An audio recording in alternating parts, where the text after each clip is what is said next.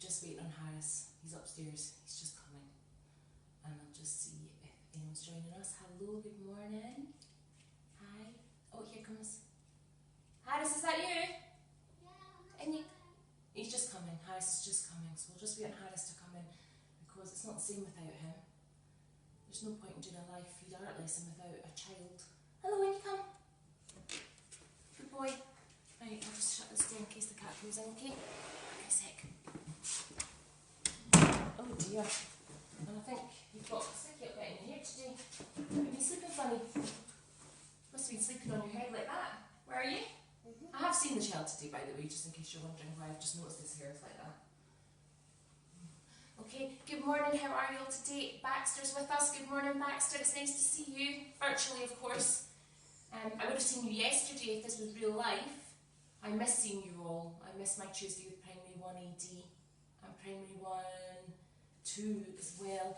Good morning. Hello. Hi, Kat. And hi, Curtis. And Curtis has got his little sister with him again, who it turns out is just as good at art as Curtis is. I was really, really impressed with your little sister last week, Curtis. She obviously has been getting taught by a very special big brother. Big brothers are very important, aren't they, Harris? You teach your little sister how to do art. And I know that Glenn, who also is here just now, I know that Glenn helps with his little sister, our BFF Katie. Good morning, Sophie, and good morning, Miss Lees. Good morning, Emma. Nice to see you. I hope that you're all doing great today. It's another snowy day. We have got good karma. Every single time we are doing an art lesson, there's snow. When we're doing a snow art lesson. When we're doing a snow art lesson, it's brilliant. The only thing that we didn't get this morning that would have been very handy was a beautiful sunrise, because we're doing a very, very nice a sky picture today, and we don't have a nice sky today. Good morning, Jamie and Finlay. Good morning. So if you haven't joined us before, I have to remember sometimes there's a lot of new viewers. We are Mrs. Cochrane, or Mrs. C for short, and this is my little boy Harris, who's in Primary 2 at Abernethy Primary School. I've got 3 kids. I've got Alex, who joins me for my upper lessons. Hi Poppy. He joins us for Primary 4 to 7 lessons, and I've got Harris, and I've also got Mirren, who is in nursery.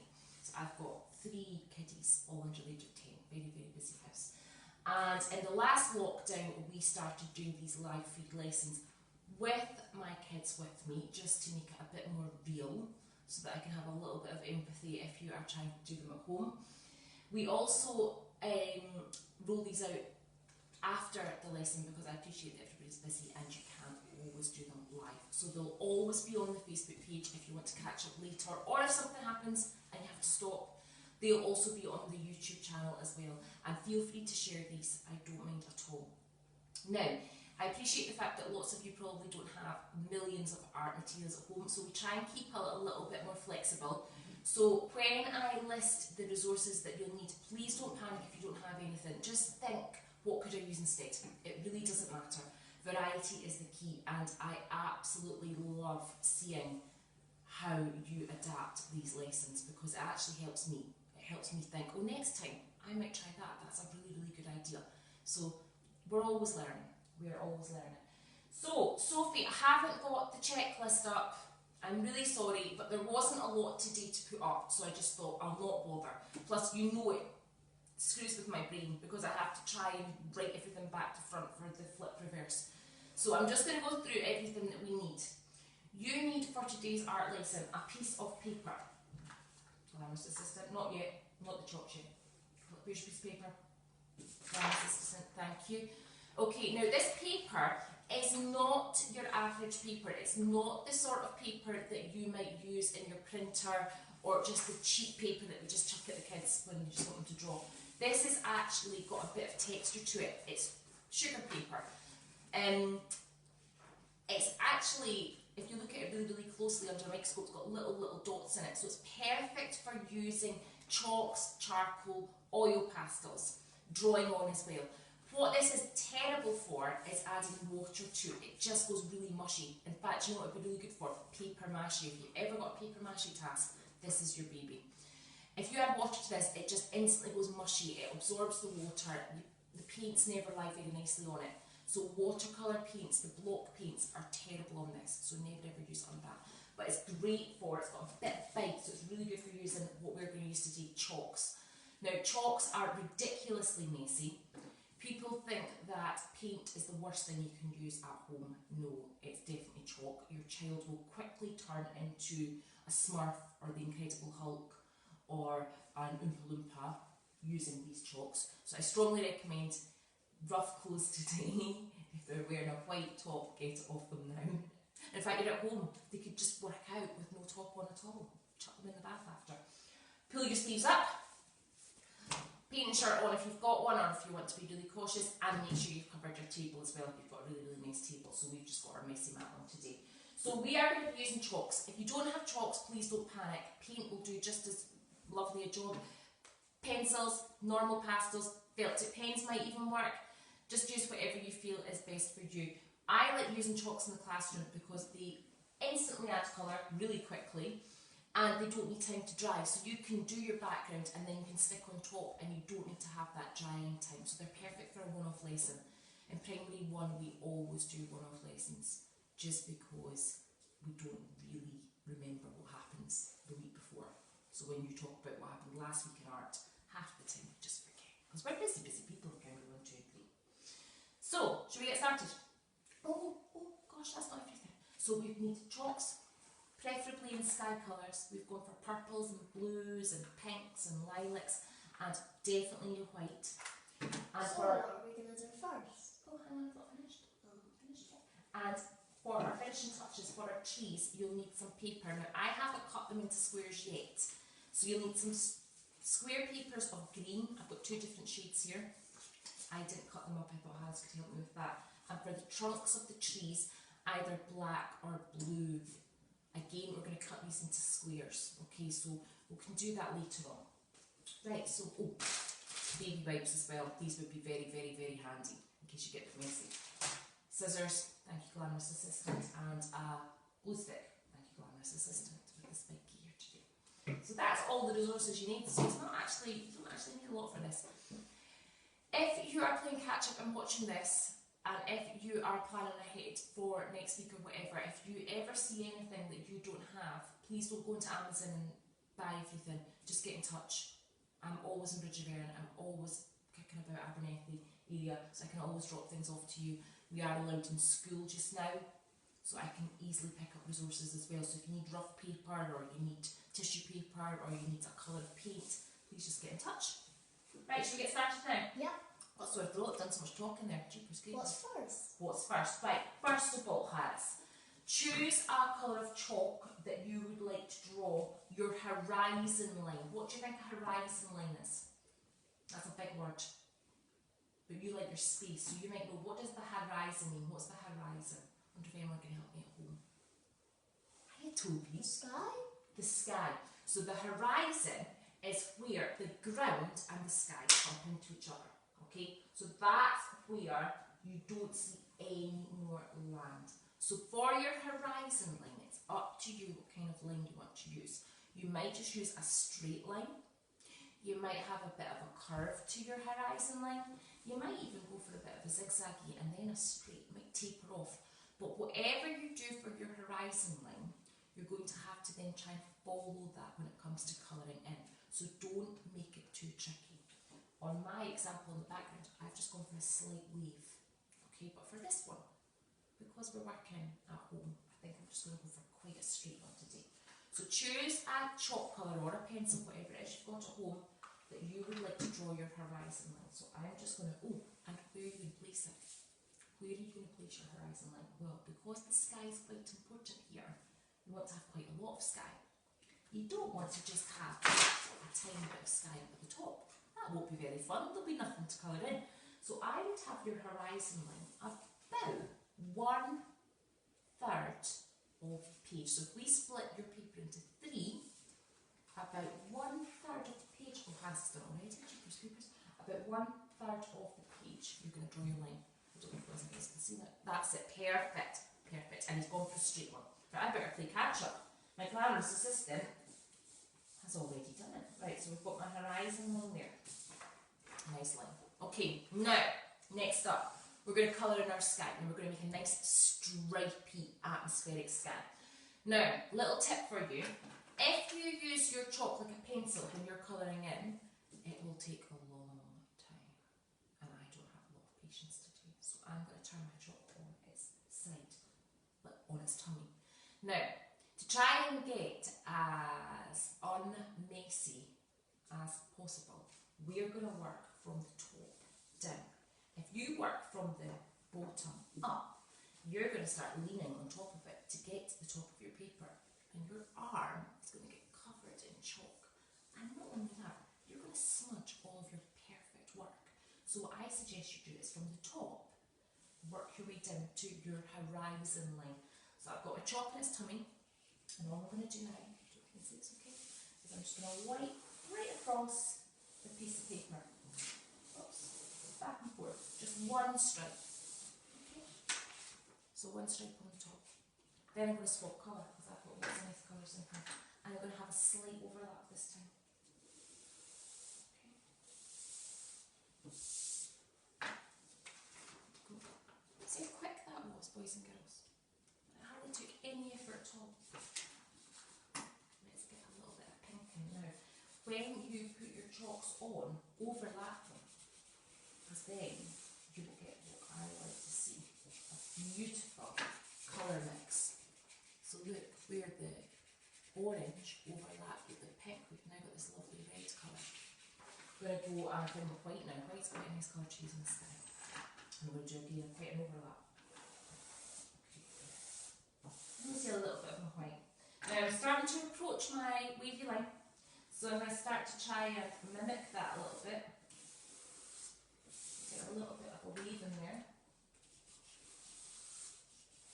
And get my blue down to it as well. Okay, so we've filled up the whole of my page with those stripy lines. I might now turn my chalk on its side and just put in some lines, just to break it up a little bit. Now Harris, you are colouring in with your chalk like a pencil, and that's going to take you a long time, so why don't you now try to put it on its tummy? Put the chalk on its tummy and then, yeah. And then go from, now Harris is a lefty, so he'll be going from right to left with his line. Sophie, I know you're a lefty as well, so take your chalk, put it on its tummy and just go like that, and look at the difference in thickness of line. So if you have your chalk like this, that's the thickness of line you'll get, but if you have it on its tummy, look at the difference. Look at the size of the line that you get. You have it on its side, so it's much quicker. That's it, yay! Okay, so you can start to build it up. Now it's time for the fun bit. We're going to start to smudge this chalk. Now, in the classroom, use my hands, they're not too messy. In the classroom, what I always say is to point at me before we do this. So Harris, you keep going with that while I'm talking to boys and girls. Get it right down to your horizon. So I always say point at me. So when we point like this. Very rude to point. Granny Flight always tells you that, doesn't she? Don't point. But your pointy finger is perfect for smudging. So that's what I want you to use to smudge your sky. Do not use your whole hands. Okay? Just get your pointy finger in there and you can start to smudge your chalk. That looks lovely. And all the dust that appeared when you wiped your chalk across will be perfect now, because that smudges into that paper. Now, if you are using smooth paper at home, you're probably finding at this point that the chalk is just wiping off. So that's why you want to try and use a piece of paper that's got a bit of grit to it. Okay, so we've got this beautiful sky now. If you want to, don't be scared to even get some sort of, you know, wiggle your finger back and forth, get some atmosphere in there. Really, you're actually making a bit of a mess right now, but that's okay. It's really cool. That's it, you're getting too much like that was to cover it up. And if you overlap your stripes as well, it'll mix through in your colour. Okay.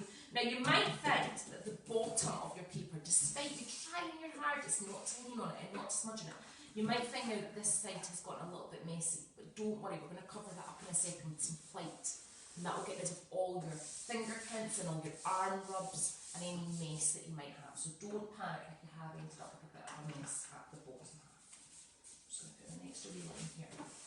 Okay, Okay, are you all okay at home? Everybody's fine, no issues? Yesterday it was really laggy and we kept pausing, so I hope that's not happening at home today. Perfect. That's looking really, really, really nice. I'll show it to everybody in a second. I hope you're all getting on okay at home. Okay, so Harris is smudging, and of course, naturally, despite me saying point at me and use your pointy finger, the whole hand's getting involved. But don't worry, I've got to be ready to say. So if you're a teacher, normally what I do is I always have these in the bag, so these are always chucked on the table for wake up fingers. Wake up fingers. I have a lot of baby wipes now. Okay, right, you nearly finished.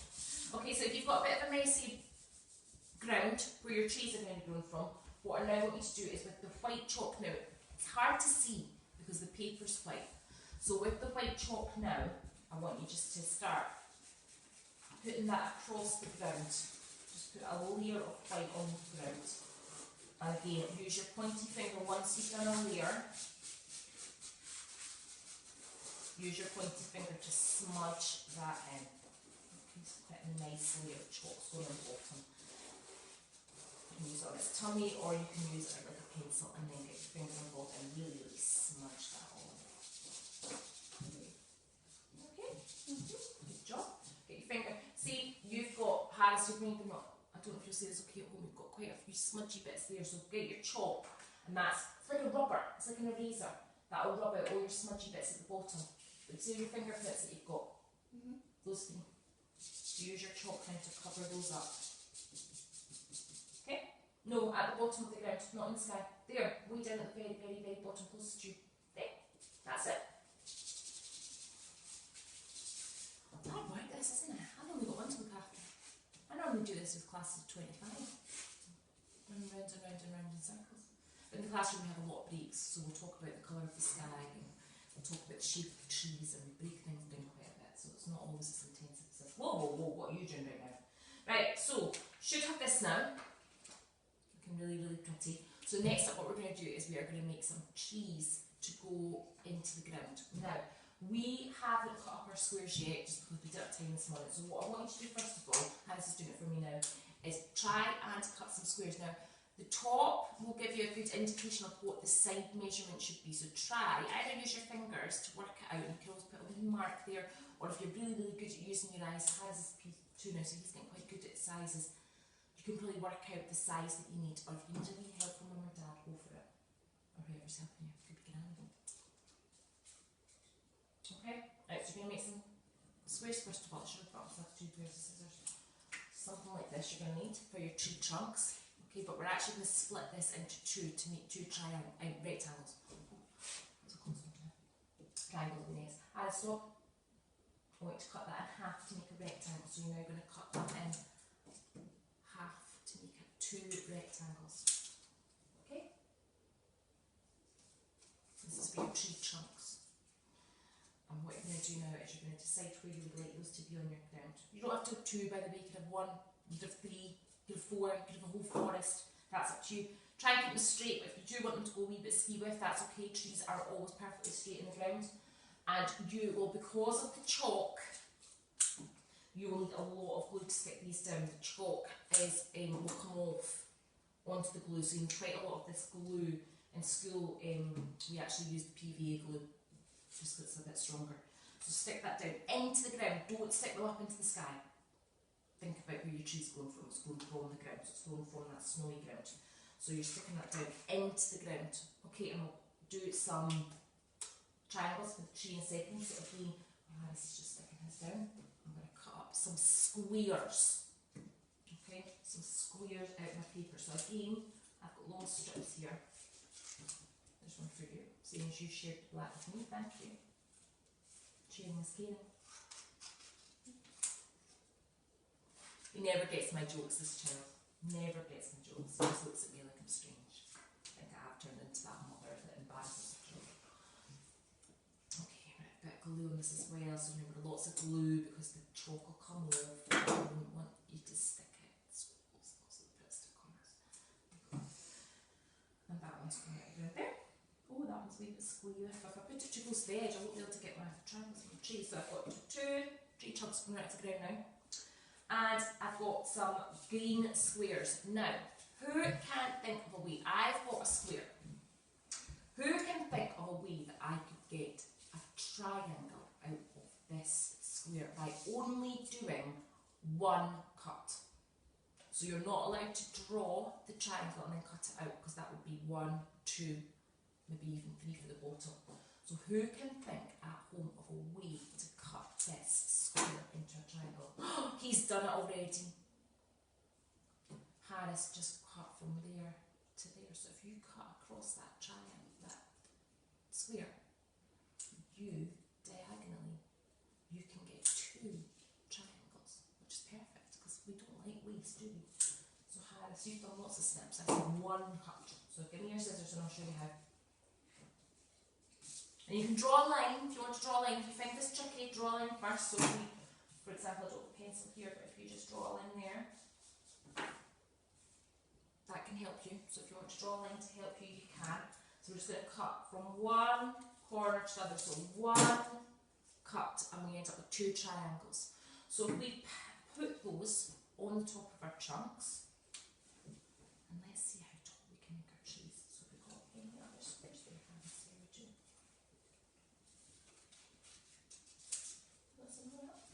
If they're too big, if your triangle's too big, you could go up the way and you could make it smaller.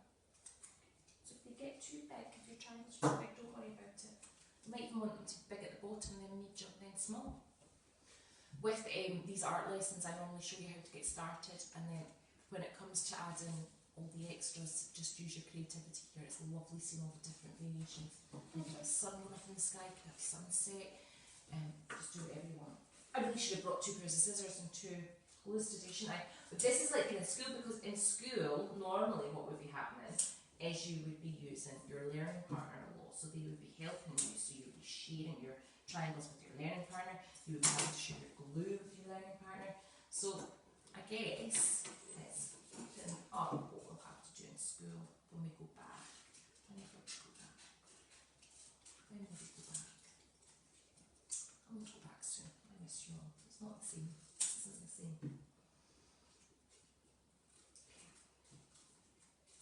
And I miss all my teacher friends. I miss Miss Drysdale. I miss seeing Miss Drysdale. I miss seeing Miss Anderson. I don't ever get to see Mrs. Cat. She doesn't work on the same days as me. But I do know Mrs. Cat. Right. So we've got 2 little trees. I'm going to make one get a little bit taller. Yeah, about your scissors. Despite me saying you could do this with 1 cut, Harris doesn't have to have a lot of confetti over there with lots of different lots of bits of paper. Can I have it done, Harris, please?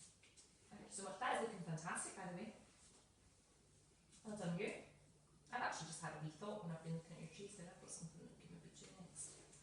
I'm going to try and do this with Mirren afterwards. She's upstairs with her big brother just now, but I'm going to try and do this with Mirren. Kat, and you're watching just now, this might be the way to go with Katie. What I'm planning on doing with Mirren is I'm going to fold her paper over at the bottom and tuck it under. Let her go crazy with the sky. I know she won't keep in the line, you see. I know she won't go beyond that horizon line. Then I'm going to unfold it and stick her trees on white bit. Well, it'll get her to stick her trees on white bit. So if you've got a wee one at home, that might be the way forward. So Curtis, your little sister Lacey, that might be the way forward. Her, just tuck that bit underneath, keep it straight, tuck it underneath, and then go for it. Right, so finishing touches, just to make these look a little bit more realistic. If a tree is going out of the ground, Harris, what would you expect to see underneath the tree? Ground. The ground. What would be on the ground? What would be underneath the tree? Or anything that's standing on the ground. If it's a nice sunny, crisp day like it is here, what would you expect to see underneath the tree or the object? And if you're not sure, have a look on the floor in my house right now. Wood. What's on the floor? There's different shades. What are they?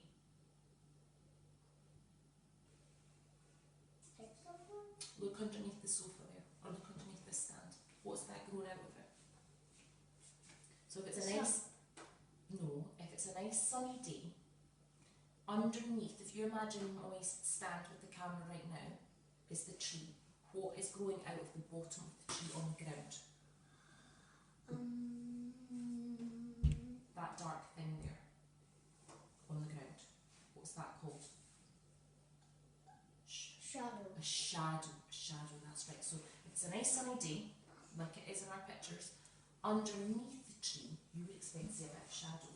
So grab yourself a chalk, any colour that you used in the sky, and just put a little line, just a line, underneath your tree trunks. Just like that. Just a line, just there. And then with your pointy finger, smudge it. Smudge that pointy line, and you end up with a little bit of a shadow underneath the tree. One thing that I was thinking about earlier, when I was thinking about how snowy it is today, you might even want to, with a little bit of your white chalk, put some snow on the sides of the tree. Seeing as it is a snowy day today. Again.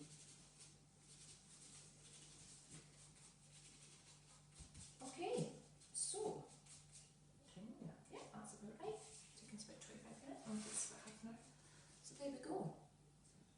A beautiful, beautiful smudgy chalk landscape, complete with our little trees and some shadows underneath them. So I hope you enjoyed that today. Harris is still working away. I'll show you his so far. It's looking really, really, really nice. And he's going to post that on his seesaw later for Mrs. McDonald to see. So I hope you enjoyed that. I hope there was no problems at home. If there were, please just ping me a wee message and let me know. As per usual, I would love to see how you've gotten on, so just send me a wee photo, and if it's okay, I'll put them into a wee folder so everyone can see them at home. Next week, because it's Burns Week next week, we are going to be doing some Scottish art. So we are going to be doing some paper weaving. It's a wee bit fiddly, it's a wee bit tricky next week's art lesson, and there's a lot of cutting involved, but you don't need a lot of resources for next week. So all you'll need to have is a piece of quite good quality paper or card if you've got card. I would go about A3 because we're going to be folding it and cutting slices in it.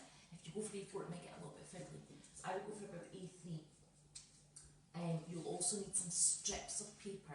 Now the strip of paper, you ideally want to be the same length as one of the sides of the paper. So I'll probably be going lengthways, so A3 lengthways. Lots of different colours, lots of different widths, and I'll be showing you how to do a lovely, lovely paper weave with that. So that will be the primary 1 to 3 lesson. Primary 4 to 7 actually is doable with a lot of help. It's going to be making little concertina origami style kilts. So that's a good one as well. That's on Tuesday. So we've got a few art lessons going on next week. After that, I'm not quite sure what we'll be doing. Probably Chinese New Year sort of thing. Somebody had asked for that, I think it was you, Mrs. Henry.